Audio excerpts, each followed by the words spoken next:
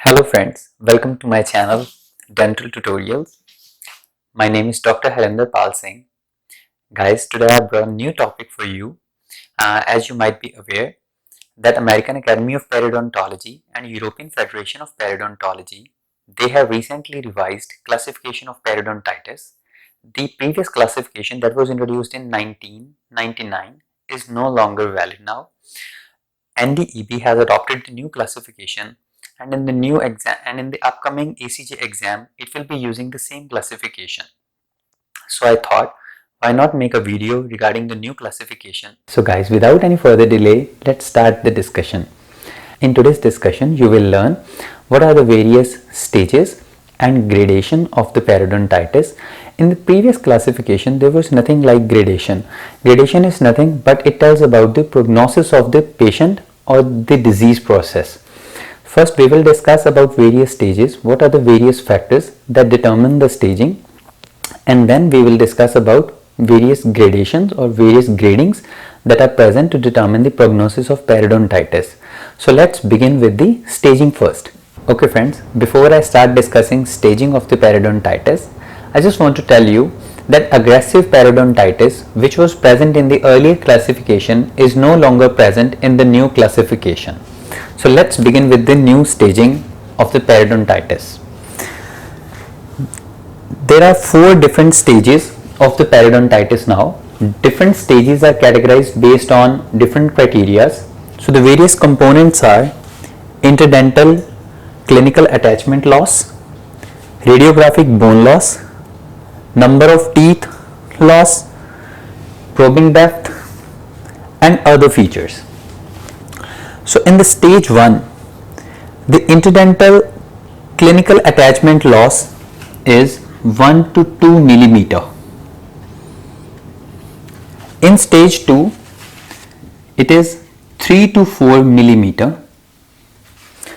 In stage 3, it's more than or equal to 5 millimeter, and in stage 4 it's also more than or equal to 5 millimeter. The next component is radiographic bone loss. In stage 1, radiographic bone loss is less than 15%, or you can say the radiographic bone loss extends up to the coronal third of the root. In stage 2, the bone loss is 15 to 33%. In stage 3 and stage 4, the bone loss extends to or beyond the middle third of the root. Middle third of root extends to or beyond. Middle third or beyond. It's also same like this. Next is number of teeth or tooth loss. In stage 1, there is no tooth loss. In stage 2, there is no tooth loss. In stage 3, number of teeth lost are less than or equal to 4. And in stage 4, it is more than or equal to 5 teeth. Then is the probing depth. In stage 1, the maximum probing depth can be 4 millimeter. Maximum. In stage 2, the maximum probing depth is 5 millimeter. In stage 3 and stage 4, there is nothing like maximum probing depth. Here, probing depth is more than or equal to 6 millimeter. So guys, as you can see from here, that stage 4 is nothing but the exaggeration of the stage 3. Then there are different other features. For example, in stage 1, there is horizontal bone loss. Predominantly horizontal bone loss if it's present. In stage 2 also, if bone loss is present, it's also horizontal bone loss. Horizontal bone loss. While in stage 3 and stage 4, the bone loss are vertical. Vertical bone loss. Here also it's vertical bone loss. In stage 3, furcation involvement can be present, which can be grade 2 or 3. Then we can have moderate ridge defects as well. Moderate ridge defects. Friends, in stage 4, along with these features, there are several other features also present. So features of stage 3 plus, if there is mobility of the teeth present, grade 2 or more. This mobility is because of the secondary occlusal trauma. So friends, what happens is, whenever there is a bone loss present around a tooth, it becomes mobile. This is called secondary occlusal trauma. So if due to periodontal bone loss, the mobility becomes more than grade 2, then we consider it under stage 4. Also, if there is any type of loosening of the teeth, in the chief complaint, if a patient tells you that my teeth have started drifting, there is any kind of change in the angulation of the teeth, then it's also considered in the stage 4. Also, if there are major defects, we also consider it under stage 4. Guys, one thing which is very important in the new classification is that the most severe problem at any given site, this will determine the type of stage of the periodontitis the patient is in. For example, let's for an instance assume that a patient has everywhere clinical attachment loss of 4 mm except for one site where he is having 5 mm of clinical attachment loss. So automatically the patient is now in stage 3 or stage 4, because clinical attachment loss cannot be more than 4 mm in stage 2. Now, depending on whether this patient has mobility present or not, whether he has furcation involvement or not, whether he has drifting of the teeth or not, this will determine whether he is in stage 3 or stage 4. But because of only one site where the clinical attachment loss was more than 4 mm, this patient is automatically into the stage 3 or stage 4. Number of teeth are less than 30% which are affected by periodontitis, it will be called localized. But if it's 30% or more than 30%, this patient will be counted as generalized. Guys, remember, in the previous classification, it was the number of sites that we used to count, but now we count the number of teeth.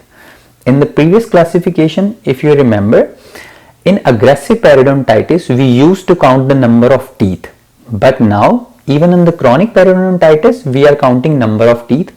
We don't count number of sites anymore. Okay guys, this is all about staging process of the periodontitis. Now we will move on to grading process. What is grading? Grading means it will tell the clinician about what kind of prognosis of periodontitis does this patient has. There are several factors that determine the prognosis. In the coming section, I will discuss various components that will determine whether the patient has a good prognosis or the prognosis is very bad. So let's start discussing the grading process. Okay friends, this is the chart regarding the grading process. There are various components that determine the gradation, or in other words we can say the prognosis of the patient. The first factor is direct evidence. How do we get to know what kind of prognosis does this patient has? It depends on how much bone loss or how much clinical attachment loss has occurred in the previous 5 years.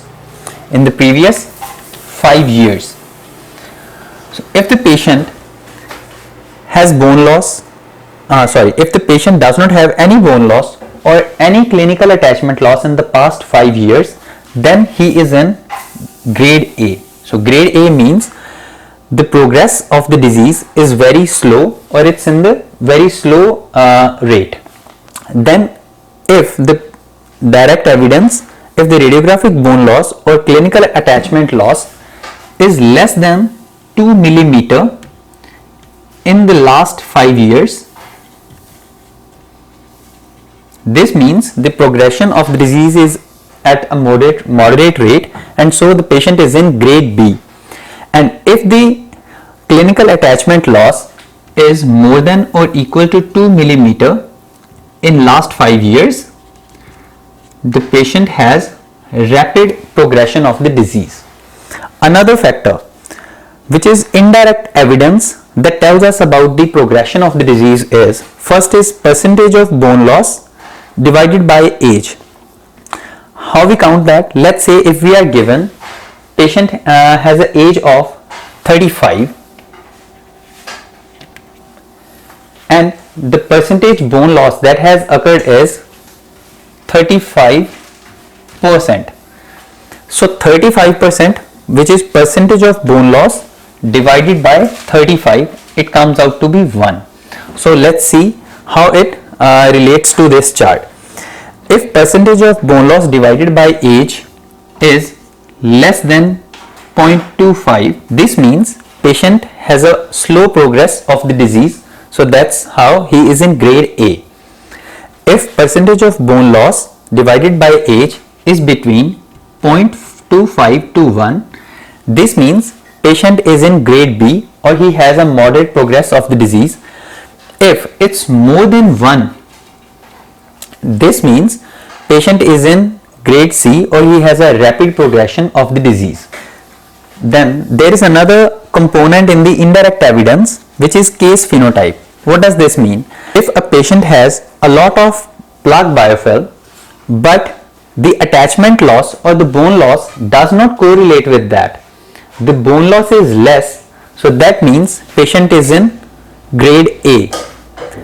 In grade B, the presence of plaque biofilm, it correlates with the amount of the bone loss or a clinical attachment loss, while in grade C, which is rapid rate, there is mismatch between the amount of plaque present and the amount of destruction that is happening. If you remember from aggressive periodontitis, in aggressive periodontitis we used to have a very little plaque biofilm, but the percentage or amount of destruction of the bone or clinical attachment loss was so severe. So just imagine that type of thing which is happening here, that is in grade C. Then we have other risk factors. Guys, one thing which is very important for you to understand is diabetes and smoking are these are two risk factors that greatly affect periodontal attachment of the patient. Diabetes, if patient does not have diabetes, he is in grade A, no diabetes. If patient is diabetic but he is controlled diabetic, so how do we say he is controlled diabetic? If his glycosylated hemoglobin, that is HbA1c, is less than 7%, HbA1c is less than 7%, we will call that the patient is in grade B, that although he has diabetes but he is controlled diabetic, which is grade B. In grade C, the HbA1c is more than or equal to 7%, that is in uncontrolled diabetes the periodontal destruction is very rapid. The another factor which determines the gradation is smoking. If a patient is non-smoker, he is in grade A, but if patient smokes, he is in either in grade B or grade C. It depends how many cigarettes per day does that patient smokes. If the number of cigarettes are less than 10 cigarettes, okay, 10 cigarettes less than 10, so he is in grade B. But if he smokes more than or equal to 10 cigarettes per day, then he is in grade C. Sometimes in exam you might be getting smoker or heavy smoker rather than number of cigarettes that the patient smokes per day. So just consider grade C as heavy smoker and grade B as smoker. In diabetes also, if in exam in the medical history you get patient is controlled diabetic, so this means he is in grade B if other factors are normal, or he is in grade C if they say patient has uncontrolled diabetes. This is all about grading of the periodontitis. One main question is, can a patient hop between stage 1 to stage 2 or stage 3 and stage 4? Generally, if a patient is at stage 1, he can move on to stage 2 or beyond that. If a patient is at stage 2, he can move beyond stage 2, that is to stage 3 and stage 4, but not back to stage 1. So this is how it can the problem can remain stable, or it can even worse, but there is one exception to this. So let's say if a patient is in stage 3, he has vertical defects, but the patient was very compliant and dentist had done GTR along with bone grafting. Now the vertical bone loss that was earlier present, it's not present anymore now. Now since if the patient has only horizontal bone loss and there is no vertical bone loss present, now the patient can come back to stage 2. So this is the only exception where a patient can hop backwards into the staging process, but otherwise the patient either remains in the same stage or he goes to the next stage depending on the severity. Guys, in the upcoming videos I will be discussing a lot of examples pertaining to this staging and grading process, because in my opinion, since this is a hot topic, a lot of questions will be asked related to the staging and grading process. Plus I will discuss various changes that have been introduced in the template related to the perio questions, because now there are different terminologies that are present. For example, intact periodontium, reduced periodontium, non-periodontitis patient, and so on. So in the next video I will discuss all these things, so stay tuned. Plus guys, if you have any doubt regarding any topic from any subject, feel free to email me. Guys, don't forget to subscribe my channel and like and share my videos, because this is how the YouTube algorithm works. So I hope to see you very soon.